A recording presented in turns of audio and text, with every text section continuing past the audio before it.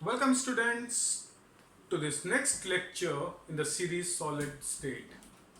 और आज के लेक्चर में we will cover voids. तो अभी तक हम लोगों ने प्रीवियस वीडियोस में बहुत सारी इंटरेस्टिंग चीजें कवर करी हैं. जैसे हम लोगों ने टाइप्स ऑफ यूनिट सेल्स देखे, टाइप्स ऑफ पैकिंग देखी, क्लोज पैकिंग देखी, पैकिंग एफिशिएंसी देखी. और जब हम पैकिंग डिस्कस कर रहे थे, क्लोज पैकिंग डिस्कस कर रहे थे, तो हमने वॉइड को टच किया था कि जो जगह बाकी रह जा रही थी, जो खाली स्पेस बाकी रह रहा था, उसको हमने बोला था वॉइडर. हम उसको आगे डिस्कस करेंगे. तो आज के इस वीडियो में हम वॉइड्स को अच्छे से डिस्कस करेंगे. डिफरेंट टाइप्स ऑफ वॉइड्स क्या होते हैं, उनका रेडियस क्या है and related things. Solid state के अंदर सबसे डिफरेंट बात as compare to other chapters ये है कि इसके अंदर थोड़ा आपको विजुलाइज करना पड़ता है चीज़ों को. मतलब कि 3 डायमेंशन के अंदर बात हो रही है, तो आपको 3 डायमेंशन के अंदर चीज़ों को विजुलाइज करना पड़ता है. 2 डायमेंशन में चीज़ों को समझना बहुत आसान है, राइट. 3 डायमेंशन में जब हम जाते हैं तो हमें थोड़ा विजुअलाइजेशन की ज़रूरत पड़ती है. बट एक बार आप उस चीज़ के यूज टू हो जाओ तो ये चीज़ बहुत बहुत बहुत ईजी और इंटरेस्टिंग है. तो चलिए देखते हैं वॉइड्स और वॉइड्स होता क्या है. तो हम लोगों ने डिस्कस किया था कि डिफरेंट टाइप्स ऑफ पैकिंग, कि किस तरीके से कॉन्स्टिट्यूएंट पार्टिकल्स, जो कि एटम हो सकता है, मॉलिक्यूल्स हो सकते हैं या आयंस हो सकते हैं, किस तरीके से अपने आप को अरेंज करते हैं. तो फॉर एग्जांपल लेट्स से if you talk in 2 dimension,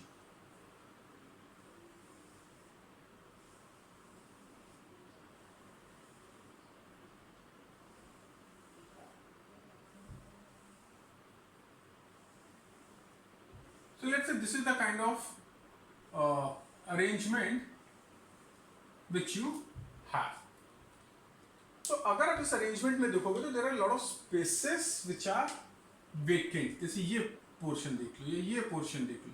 यहाँ पर टच नहीं कर रहे हैं बट मतलब ठीक है, थोड़ा रफली दिखा रहा हूँ. ये देख लो, जैसे यहाँ पर भी एक स्पेस अवेलेबल है.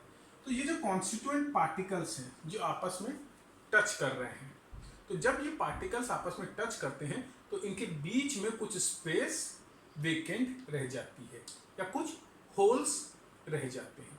इन्हीं वेकेंट स्पेस को या इन्हीं होल्स को हम क्या बोलते हैं, वॉइड्स बोलते हैं. ठीक है. तो वॉइड्स बेसिकली क्या है, इट इज द होल्स और the open spaces present within the lattice, and these open spaces are formed by touching constituent particles. जो कॉन्स्टिट्यूएंट पार्टिकल्स एक दूसरे को टच करते हैं तो उनके टचिंग के कारण जो बीच में थोड़ी बहुत स्पेस वेकेंट रह जाती है, जो होल्स वेकेंट रह जाते हैं, उसको हम वॉइड्स बोलते हैं. ठीक है. अब हम वॉइड्स केवल 3 डायमेंशन में डिस्कस करेंगे, बट उसको अंडरस्टैंड करने के लिए लेट्स से फटाफट हम लोग 2 डायमेंशन में भी देख लेते हैं कि वॉइड्स कैसे हो सकते हैं. तो इसी डायग्राम को मैं थोड़ा अच्छे से बना देता हूं.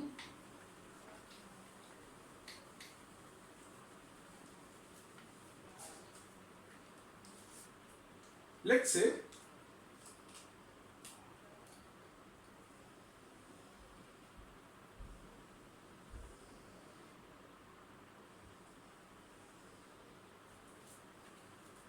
you have these kind of spheres. ये कॉन्स्टिट्यूएंट पार्टिकल्स हैं जो एक दूसरे को टच कर रहे हैं. ठीक है. इसके नीचे एक और लेयर आएगी which will be identical to let's say the first layer.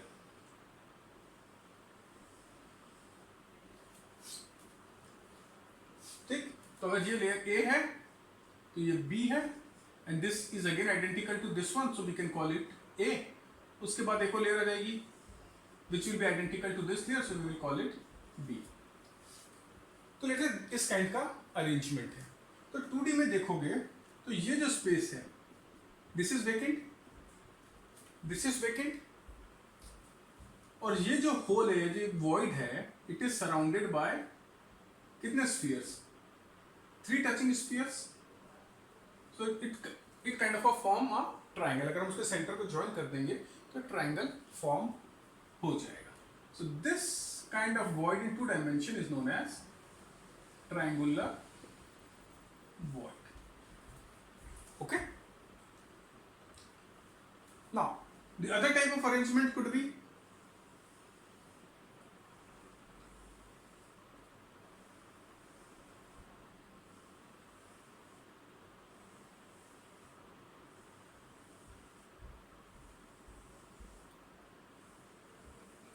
तो इसके अंदर आप जो देख रहे हो जो अरेंजमेंट है, इसमें अगर हम इस लेयर को ए मानते हैं तो ये लेयर भी एग्जैक्टली आइडेंटिकल है टू द अबव लेयर, मतलब एकदम उसी के सेंटर से इसका सेंटर अलाइन है।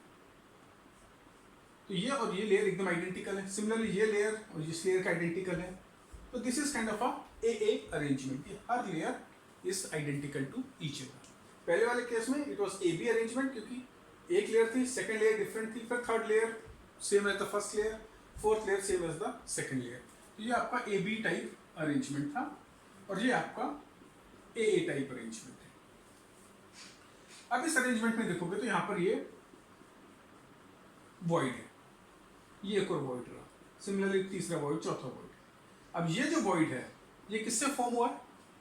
एक ये पार्टिकल, एक ये पार्टिकल, एक ये पार्टिकल और एक ये, चार पार्टिकल्स जो आपस में टच कर रहे हैं, उसके कारण ये वॉइड फॉर्म हुआ है। तो अगर आप इनके सेंटर को ज्वाइन कर दोगे तो you will obtain a square. So this kind of a void in 2 dimension is known as square void. ठीक है, क्लियर है? तो 2 डायमेंशन में हमें 2 तरह के वॉइड मिलते हैं, एक ट्रायंगुलर वॉइड और एक स्क्वायर वॉइड। तो ये केवल मैंने आपको समझाया आपके अंडरस्टैंडिंग के लिए।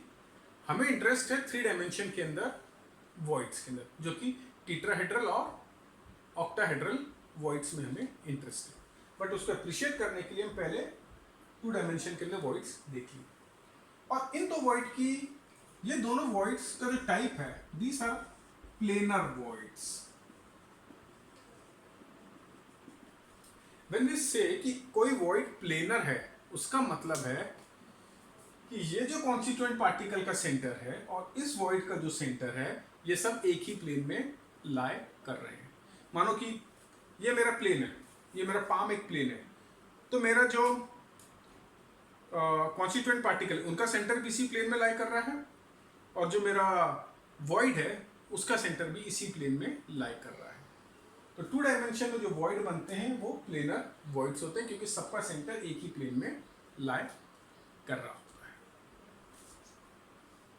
तो क्लियर है ये? तो मतलब हम लोग एक तरीके से कह सकते हैं कि voids are of 2 type, planar and non planar. और planar voids are of 2 types, square void and triangular void, and these are formed in 2D. तो क्लियर है? तो हमने बोला कि वॉइड्स 2 तरह के होंगे, प्लेनर और नॉन प्लेनर। प्लेनर 2 टाइप के देंगे, ट्रायंगुलर और स्क्वायर वॉइड। ट्रायंगुलर वॉइड के अंदर void is surrounded by 3 sphere, या 3 touching sphere forms a triangular void and 4 touching sphere forms a square void, क्योंकि इनके सेंटर को ज्वाइन करने से मेरे को एक स्क्वायर मिलता है। ठीक, तो अब हम चलते हैं नॉन प्लेनर वॉइड्स में, जो कि आप मेनली आपके कोर्स के अंदर है, और मेनली एग्जाम्स में, बोर्ड एग्जाम्स में टेट्राहेड्रल वॉइड्स और ऑक्टाहेड्रल वॉइड्स के ऊपर ही बेस क्वेश्चंस आते हैं। कोई आपको ट्रायंगुलर वॉइड और स्क्वायर वॉइड के ऊपर इतना नहीं पूछने वाला है। ठीक, चलो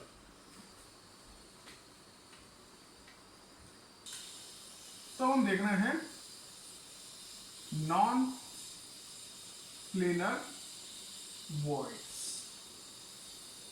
और नॉन प्लेनर वॉइड्स में हम 2 टाइप के वॉइड्स डिस्कस करेंगे। First is tetrahedral voids and secondly octahedral voids. ठीक है, तो हम ये 2 टाइप के वर्ड्स डिस्कस करेंगे, टेट्राहेड्रल वर्ड्स और ऑक्टाहेड्रल वर्ड्स। अब देखो टेट्राहेड्रल वर्ड्स बनता कैसे है। तो टेट्राहेड्रल वर्ड के अंदर क्या होता है कि लेट्स से ये आपकी एक लेयर है, बॉटम लेयर मान लो इसको, राइट। तो ये बॉटम लेयर, ये 3 कॉन्स्टिट्यूएंट पार्टिकल्स हैं, ये बॉटम लेयर बना रहा है कि ट्रायंगुलर वॉइड बन गया है। अब इसके ऊपर let's say I place another sphere,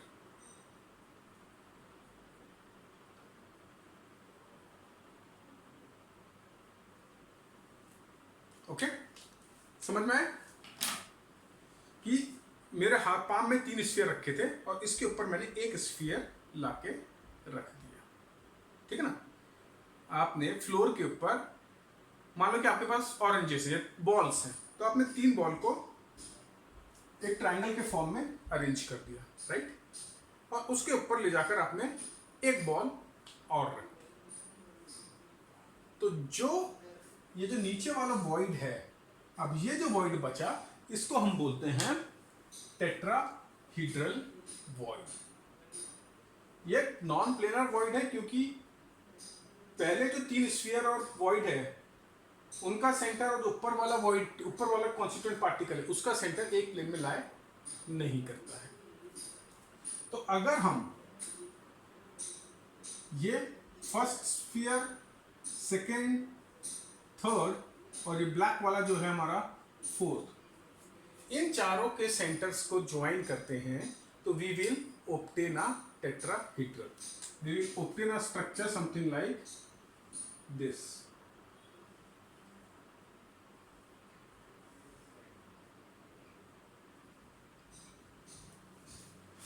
Okay, this can be actually 1, 2, 3, 4 और जो आपका टेट्राहीड्रल वॉइड होगा वो कहीं यहाँ पर होगा। तो क्योंकि ये जो शेप हमें मिल रहा है by joining this 4 constituent particle, 4 spheres which are forming a void, वो क्योंकि एक टेट्राहीड्रल है तो इस वॉइड को हम बोलते हैं tetrahedral void. The tetrahedral void is formed by 4 surrounding sphere। तो कहीं पर भी अगर हमारे 4 constituent particles हैं जो कि एक tetrahedral फॉर्म कर रहे हैं तो उनके बीच में जो void होगा या होल होगा उसको हम बोलेंगे tetrahedral void, ठीक है। तो बेसिकली फॉर एग्जाम्पल हम कोई यूनिट सेल की बात करते हैं और हम बोलते हैं कि यूनिट सेल के अंदर tetrahedral void कहाँ पर होगा। तो हमें कुछ नहीं करना, हमें देखना है कौन से 4 स्फीयर आपस में टच कर रहे हैं और एक टेट्राहीड्रल बना रहे हैं। अगर हमें 4 टचिंग स्फीयर मिल जाएं जो कि एक टेट्राहीड्रल बना रहे हैं तो उसके अंदर एक टेट्राहीड्रल वॉइड कंपल्सरीली होगा, ओके। तो अभी जब हम ये डिस्कशन खत्म करेंगे then we will look at locating tetrahedral void in a unit cell या locating octahedral void in a unit cell. तो उस टाइम मैं आपको बताऊंगा कि किस तरीके से कौन कौन से स्फीयर आपस में मिलकर एक टेट्राहीड्रल बनाते हैं और कहां पर वो वॉइड मिल जाएगा। तो अभी इतना याद रखो, tetrahedral is formed by, void is formed by 4 touching spheres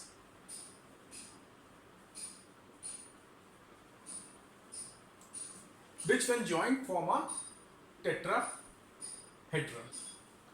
और ये जो वॉइड है अगर इसका रेडियस, वॉइड का रेडियस, वॉइड भी हम अज्यूम करते हैं कि स्फेरिकल होता है, तो वॉइड का रेडियस अगर स्मॉल r है और जो कॉन्स्टिट्यूएंट पार्टिकल्स हैं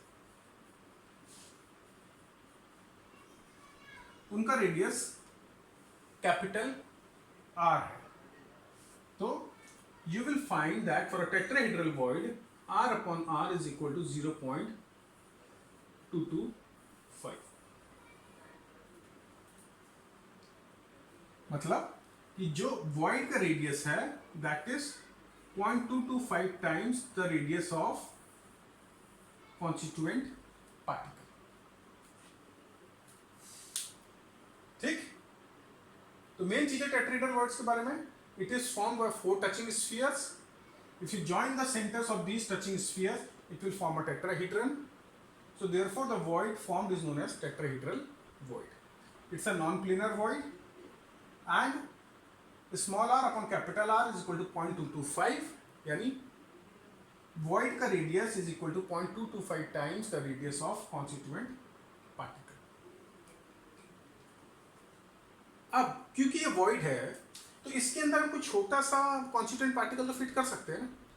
तो ये वाला कॉन्स्टिट्यूएंट पार्टिकल फिट नहीं होगा, बट लेट्स से हमारा कोई कंपाउंड है जिसके अंदर डिफरेंट टाइप्स के लेट्स से आयंस एटम्स हैं. For example let's say we have let's say sodium chloride. तो सोडियम अलग टाइप का एटम है, आयन है, क्लोरीन अलग टाइप का आयन है, दोनों की साइज में डिफरेंस है. तो इसी तरीके से बहुत सारे आयनिक कंपाउंड होंगे या अदर कंपाउंड्स होंगे जिनके रेडियस में बहुत ज़्यादा डिफरेंस है. जैसे सीसियम क्लोराइड, सीसियम बहुत बड़ा एटम होगा, क्लोराइड आयन बहुत छोटा होगा. तो इट इज़ पॉसिबल कि कुछ कंपाउंड के अंदर जो आपका छोटा आयन है वो इन वॉइड को ऑक्युपाई करता. ओके, तो ये इट इज़ नॉट नेसेसरी कि हर कंपाउंड के अंदर केवल लैटिस पॉइंट ही ऑक्युपाइड होंगे. जो वॉइड्स हैं वो भी ऑक्युपाइड हो सकते हैं, प्रोवाइडेड कि जो उसका साइज है कॉन्स्टिट्यूएंट पार्टिकल का, जो उस वॉइड को ऑक्युपाई करने वाला है, वो एप्रोप्रिएट हो. ठीक ना. इस केस में लेट्स से अगर आपका कॉन्स्टिट्यूएंट पार्टिकल है, उसका size is less than 0.225 r, तो क्या वो होल में फिट हो जाएगा? एक केस ये है. दूसरा केस है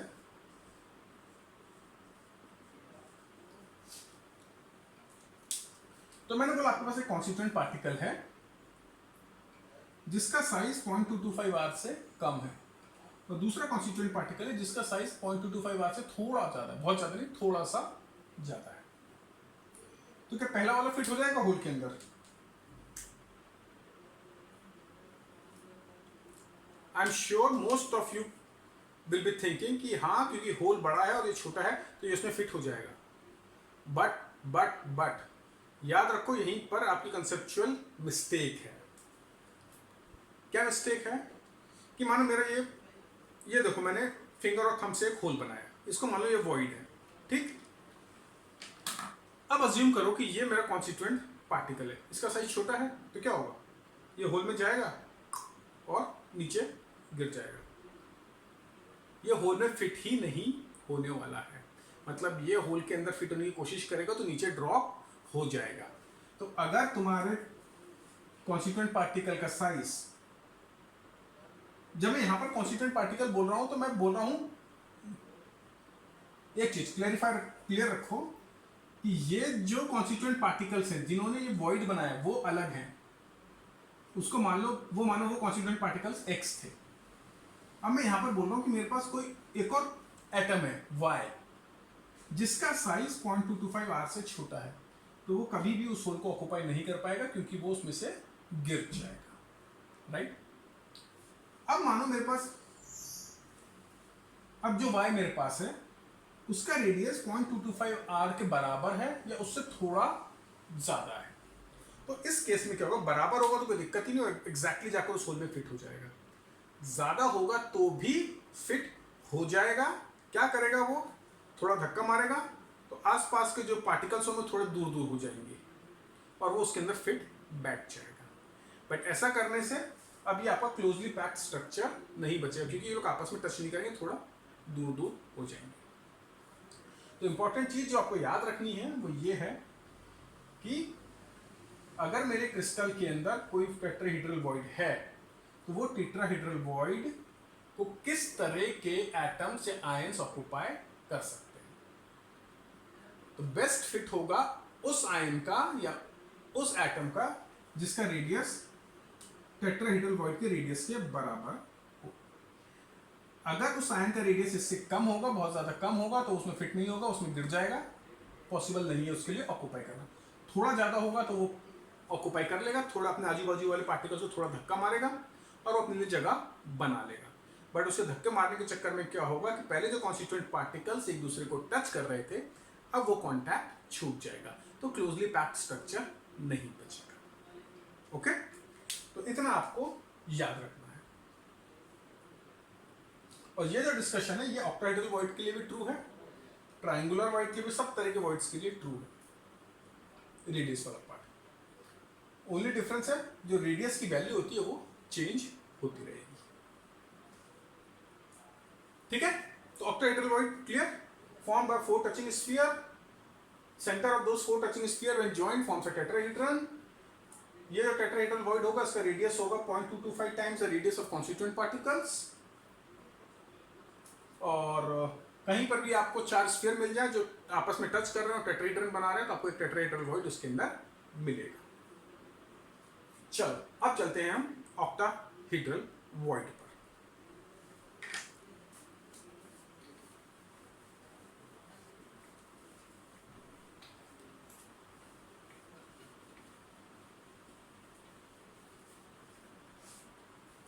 तो इसके बारे में एक चीज और लिख देते हैं हम यहाँ पर 0.225।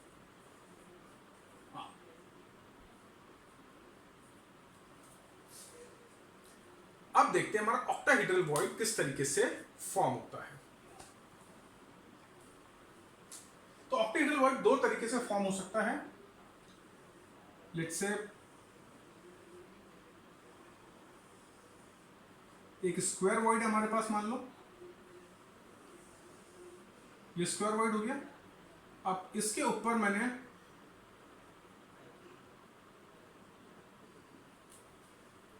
एक स्फीयर रख दिया और इसके नीचे भी मैंने एक स्फीयर रख दिया। तो क्योंकि मैं इसको दिखा नहीं सकता बोर्ड पे, तो मैंने दो कलर बना दिए, एक ब्लैक और एक ब्लू।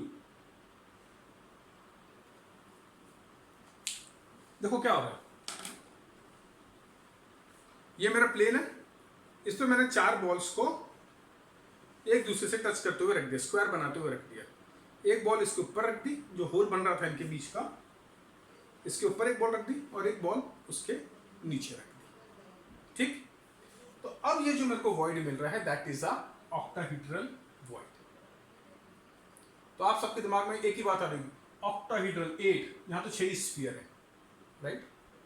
तो हम इसको ऑक्टाहेड्रल वॉइड इसलिए बोलते हैं कि इन 6 स्फीयर को, सेंटर्स को अगर हम टच करेंगे तो we will get a octahedral. ठीक है, octahedral void, tetrahedral void, triangular void, square void, इसका मतलब ये नहीं है कि 3 है तो ट्रायंगुलर, 4 है तो स्क्वायर।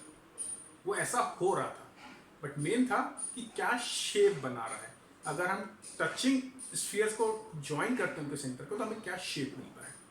तो टेट्राहेड्रल में हमको टेट्राहेड्रल मिल रहा था, ऑक्टाहेड्रल में हमको ऑक्टाहेड्रल मिल रहा है। तो याद रखो, it is formed by 6 touching spheres and these 6 touching sphere forms a octahedron और इसका रेडियस होगा 0.414 r। तो ये वाला रेडियस अभी हम निकाल लेते हैं, इसी से निकालते हैं। चलो ठीक है, तो अब मैं अपने डिस्कशन के इसको हटा देता हूं डेरिवेशन के लिए।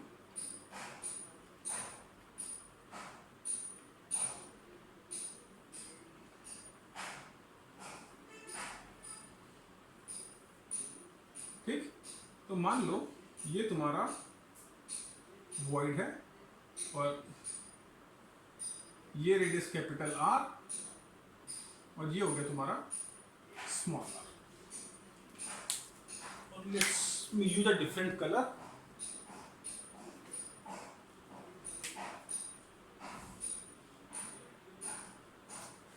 ठीक है,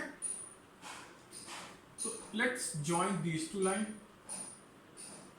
ए बी और इस पॉइंट को बोल दो O।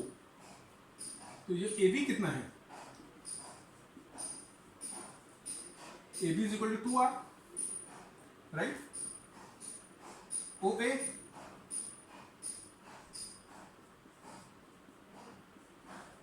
r प्लस r और ये भी B O is equal to r plus r, right.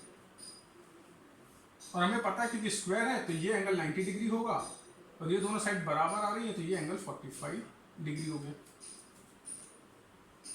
ठीक है ना, तो हम क्या लिख सकते हैं, OB अपॉन AB किसके बराबर है, OB upon AB is nothing but cos 45। ठीक है ना भाई, हमें एक राइट एंगल ट्रायंगल मिला O A B, A B है तुम्हारा 2r, ओ है r प्लस r और ये भी है r प्लस r और ये एंगल है 45 डिग्री, ये एंगल भी 45 डिग्री है। तो मैंने बोला O B upon A B क्या हो गया, बेस अपॉन हाइपोटेनस, तो this equal to cos 45। OB की वैल्यू कितनी है, r प्लस r, और AB क्या है 2r, राइट। तो ये हो गया 1 upon root two is equal to r plus r upon 2r, which implies 2r is equal to root 2r plus root 2 small r, 2r minus root 2r is equal to root 2 small r, तो r is equal to, इसको उधर ले जाएंगे तो divide करने पर बचेगा root 2r minus r, which implies root 2 कितना होता है 1.414 माइनस 1, r को कॉमन ले लिया, which is equal to 0.414 r। तो यहां से ये आता है। टेट्राहेड्रल वॉइड के अंदर मैंने आपको डेरिवेशन नहीं दिखाया क्योंकि थोड़ा सा कॉम्प्लिकेटेड होता है, बट उसमें भी सिंपल है। आपको इतना पता होना चाहिए कि टेट्राहेड्रल के अंदर एंगल 109 डिग्रीज 28 मिनट्स होता है, तो आप निकाल सकते हो, बट कोई आपसे पूछेगा नहीं। हाँ ये सिंपल है तो इसलिए हो सकता है कि पूछ ली, आपके एनसीईआरटी में भी ये क्वेश्चन दिया हुआ है। तो याद रखो octahedral void is form by 4 touching sphere, sorry octahedral void is form by 6 touching sphere. एक प्लेन के अंदर तुम्हारे 4 स्फीयर हैं जो कि स्क्वायर बना रहे हैं, एक स्फीयर हमने उसके ऊपर रख दिया, एक स्फीयर उसके नीचे रख दिया, तो जो वॉइड हमें मिला that is an octahedral void, और उसका रेडियस होता है 0.414 times the radius of constituent particles. और ये डेरिवेशन यहाँ पर है कि आप इन चारों को ज्वाइन कर दो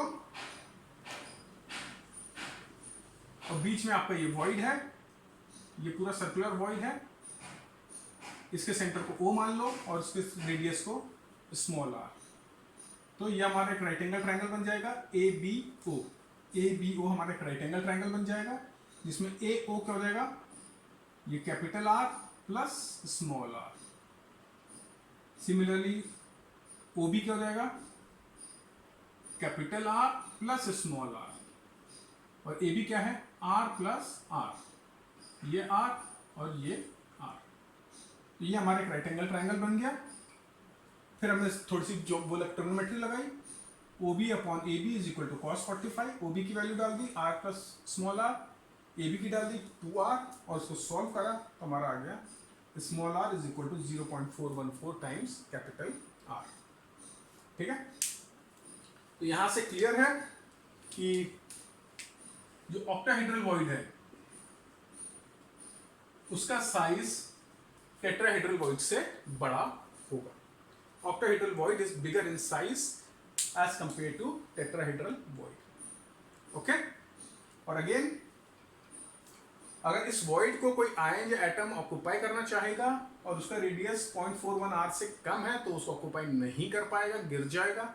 0.41 r या उससे थोड़ा ज्यादा है तो उसको ऑक्यूपाई कर लेगा, ज्यादा होगा तो वो कॉन्स्टिट्यूएंट पार्टिकल्स को पुश करेगा जिसके कारण वो क्लोजली पैक्ड स्ट्रक्चर नहीं बचेगा।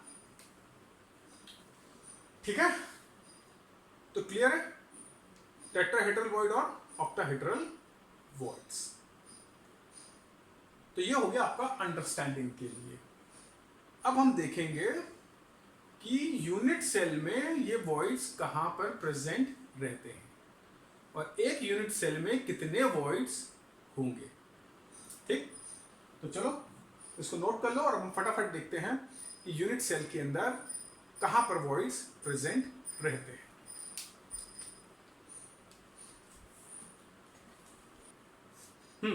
तो हम लोग बात करेंगे सीसीपी या एफसीसी काइंड ऑफ स्ट्रक्चर की।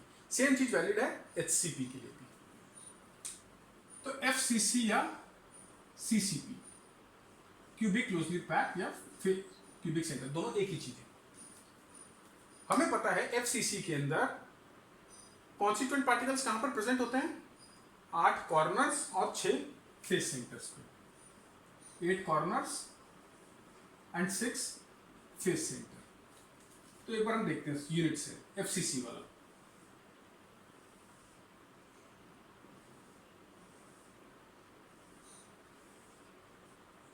ठीक है, तो ये मेरा एक बन गया क्यूब। ये क्यूब बनाना भी बहुत मुश्किल काम है बट ठीक है, अब हम दिखाते हैं इसके कॉन्स्टिट्यूएंट पार्टिकल्स कहाँ पर प्रेजेंट है। पूरे नहीं दिखा रहा हूँ, केवल जो मेरे को काम की चीजें मैं वही दिखाऊंगा। लेट्स से इस कॉर्नर का, बाकी सब कॉर्नर पर भी प्रेजेंट है पर मैं दिखा नहीं रहा हूँ उसको। उसके बाद ये ऊपर वाले फेस पर एक,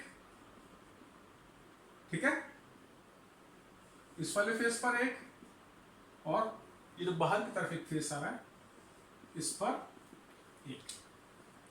तो ये मैंने 3 क्यों दिखाए हैं, क्योंकि अगर आप कोई भी क्यूब लोगे तो जो फेस सेंटर क्यूब लोगे तो उसका जो कॉर्नर वाला एटम होता है वो कितने फेस सेंटर एटम को टच करता है, 3 फेस सेंटर एटम को ही टच करेगा ना, राइट। जैसे कि let me show you. Okay, assume करो कि यहां पर आपका इस कॉर्नर एटम की हम बात कर रहे हैं, तो ये कॉर्नर एटम कौन कौन से फेस सेंटर एटम को टच करेगा, एक ऊपर वाले को, एक इसको, और एक इस वाले को। नीचे वाले को टच नहीं कर सकता, इस वाले को टच नहीं कर सकता, और इस वाले को टच नहीं कर सकता। तो ये कॉर्नर एटम 1, 2 और 3 फेस सेंटर एटम को टच कर रहा है। तो हमें क्या मिल गया, हमें 4 एटम्स मिल गए जो एक दूसरे को टच कर रहे हैं, और ये क्या बनाएंगे, ये बनाएंगे एक टेट्राहेड्रल। तो अगर ये टेट्राहेड्रल बना रहे हैं तो उसके बीच में एक टेट्राहेड्रल वॉइड होगा, राइट। तो समझ में आ गया कैसे टेट्राहेड्रल वॉइड बन रहा है, एक कॉर्नर एटम और इसके टचिंग फेस सेंटर एटम। तो इस तरीके से आपके ये टेट्राहेड्रल वॉइड बनेंगे। तो कितने कॉर्नर एटम है, 8। तो इस तरीके से 8 टेट्राहेड्रल वॉइड्स बन जाएंगे, और वो लाई कहां करेंगे, वो लाई करेंगे आपके बॉडी डायगोनल के एक पॉइंट के ऊपर, ठीक है। कहां पर लाई करेंगे, बॉडी डायगोनल के एक पॉइंट पे। तो क्योंकि वो बॉडी डायगोनल के पॉइंट पर लाई कर रहे हैं, यानी क्यूब के अंदर लाई कर रहे हैं, वो किसी और से शेयर नहीं होंगे, कोई और यूनिट सेल के साथ वो वॉइड शेयर नहीं होगा, राइट। तो उसका क्या मतलब हुआ कि इन FCC there will be 8 tetrahedral voids formed by each of the corner atoms। ये एक टेट्राहेड्रल वॉइड बनाएगा इन 3 के साथ। सिमिलरली यहां पर जो प्रेजेंट होगा वो एक टेट्राहेड्रल वॉइड बनाएगा, एक यह वाला भी बनाएगा, ये वाला भी बनाएगा। सिमिलरली 8 के 8 एक टेट्राहेड्रल वॉइड्स बनाएंगे। तो there will be 8 tetrahedral voids in FCC structure। Clear? चलो अब ऑक्टाहेड्रल वॉइड देखते हैं। ऑक्टाहेड्रल वॉइड के लिए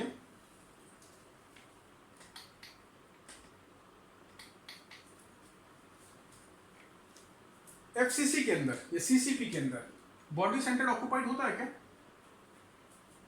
FCC के अंदर बॉडी सेंटर फ्री है, वहां पर कोई भी कॉन्स्टिट्यूएंट पार्टिकल प्रेजेंट नहीं होता। FCC में कॉन्स्टिट्यूएंट पार्टिकल्स कहां पर प्रेजेंट है, कॉर्नर और फेस सेंटर पे। तो बॉडी सेंटर खाली है, और बॉडी सेंटर कितने एटम के साथ टच में है, राइट, कितने एटम्स के साथ टच के अंदर है। तो ये जो बॉडी सेंटर है that acts as an octahedral void. तो in an FCC structure body centre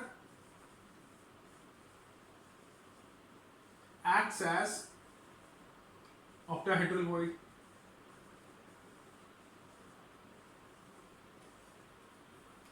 ठीक है। इसके अलावा there are octahedral voids present at each of the edge center। यहां पे, यहां पे, यहां पे, यहां पे, हर एज सेंटर के ऊपर कितने एजेस होते हैं, 12।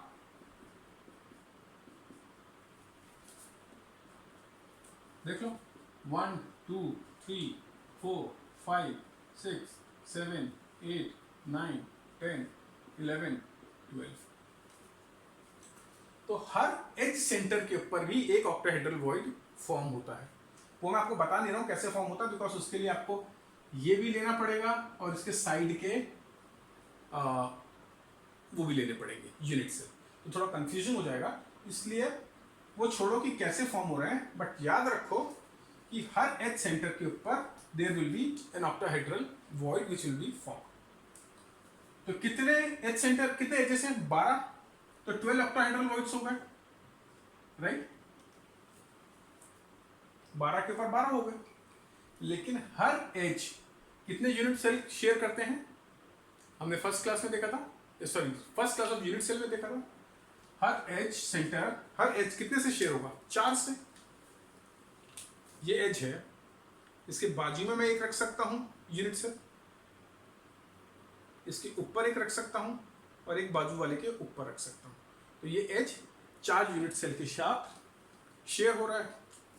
तो ये जो तुम्हारे ऑक्टाहेड्रल वॉइड्स हैं, ये 12 हैं, शेयर्ड बाय 4, तो कंट्रीब्यूशन पर कितना हो गया? 3। 12 hole, 12 void shared among 4 unit cell, तो हमने 4 से डिवाइड कर दिया, तो पर यूनिट सेल कितना कंट्रीब्यूशन मिला? 3 वॉइड्स का। तो टोटल ऑक्टाहेड्रल वॉइड्स कितने हो गए? 4। 3 एज सेंटर्स पे और एक बॉडी सेंटर पे। ओके, तो एफसीसी के अंदर 8 टेट्राहेड्रल वॉइड्स होते हैं और 4 ऑक्टाहेड्रल वॉइड्स होते हैं। और एफसीसी के अंदर टोटल कॉन्स्टिट्यूएंट पार्टिकल्स कितने होते हैं? 8 कॉर्नर, कंट्रीब्यूशन 1/8 था, तो 1 plus 6 face centre, contribution half, is equal to 3, तो टोटल हो गया 4। तो 4 कॉन्स्टिट्यूएंट पार्टिकल्स पे 4 एक्ट्राहेड्रल वॉइड्स और 8 tetrahedral voids. So in general, अब मैं जो बता रहा हूं वो जनरल, फॉर एचसीपी और CCP, if there are n constituent particles,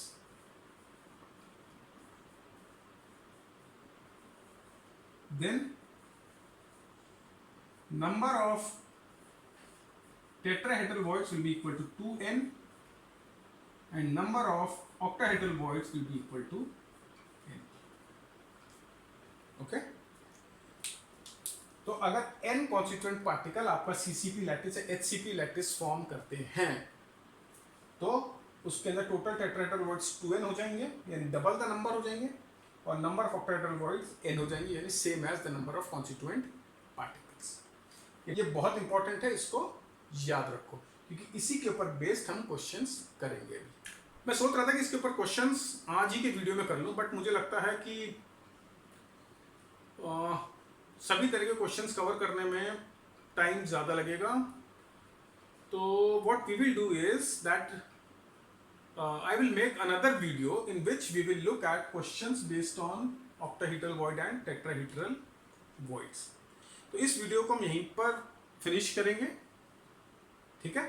तो इस वीडियो को ध्यान से देख लो, वॉइड क्या होते हैं वो समझ लो, planar void, non planar void के डिफरेंस समझ लो, एग्जाम के पर्सपेक्टिव से नहीं, अपनी अंडरस्टैंडिंग के पर्सपेक्टिव से। और जो बोर्ड एग्जाम के पर्सपेक्टिव से अगर मैं बात करूं, तो आप ऑक्टाहेड्रल वॉइड और टेट्राहेड्रल वॉइड को अच्छे से स्टडी कर लो कि ऑक्टाहेड्रल वॉइड कैसा होता है, कैसे फॉर्म होता है, और ऑक्टाहेड्रल वॉइड का रेडियस क्या होगा, और ऑक्टाहेड्रल वॉइड के रेडियस के डेरिवेशन आपको आना चाहिए। टेट्राहेड्रल वॉइड के अंदर you should know the main points कि कैसे फॉर्म होता है, उसका रेडियस क्या होता है, and finally you should know कि किसी भी लैटिस में अगर कॉन्स्टिट्यूएंट पार्टिकल्स n है, तो number of tetrahedral voids 2n होंगे और number of octahedral voids n होंगे, ठीक है? तो इस वीडियो को ध्यान से देखो, और कोई भी प्रॉब्लम हो, कोई भी इशू हो, तो आप मेरे को मैसेज कर सकते हो और मुझसे पूछ सकते हो। And in the next video we will look at numericals, और not rather numerical but questions based on voids. So till then, goodbye and have a nice time.